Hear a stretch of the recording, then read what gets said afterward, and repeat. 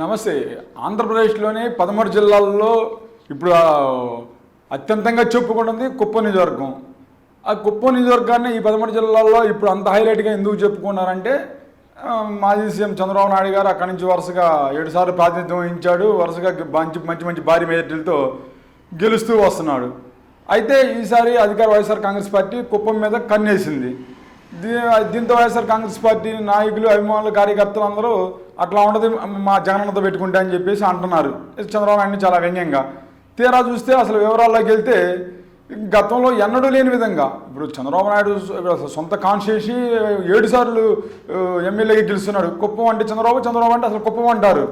ఇది తెలియదు ఏం లేదు.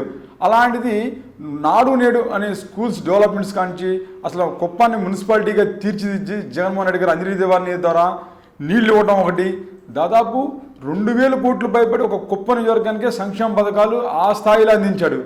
దీంతో వెరసి చంద్రబాబు నాయుడికి అసలు ముచ్చెమటలు పట్టి దీన్ని అంటారేమో, అదే ముచ్చెమటలు అంటే 3 చెరువులు నీళ్లు తాగడం అంటారు కదా, ఆ సామెతకు వచ్చింది చంద్రబాబు నాయుడు పరిస్థితి.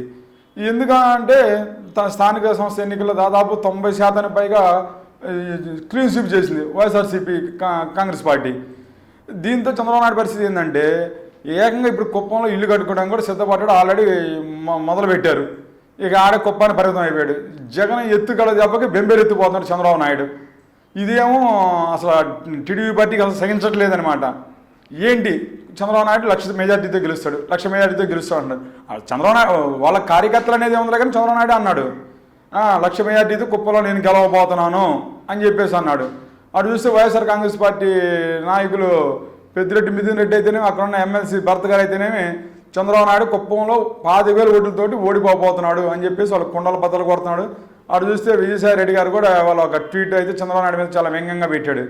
ఏమని, గతంలో 2019లో 23 మంది ఎమ్మెల్యేలు మా పార్టీ నుంచి నువ్వు కొనుగోలు చేసావు, నీకు ఆ 23 మిగిలినవి. మళ్ళీ ఇప్పుడు నలుగురిని తీసుకున్నాం మా దగ్గర నుంచి. ఎవరు ఆ కోమారెడ్డి శ్రీధర్ రెడ్డి, తాడేపల్లి శ్రీదేవి, కోటమిరెడ్డి శ్రీధర్ రెడ్డి, చంద్రశేఖర్ రెడ్డి, మేకపాటోళ్ళు, ఈ నలుగురిని తీసుకున్నారు.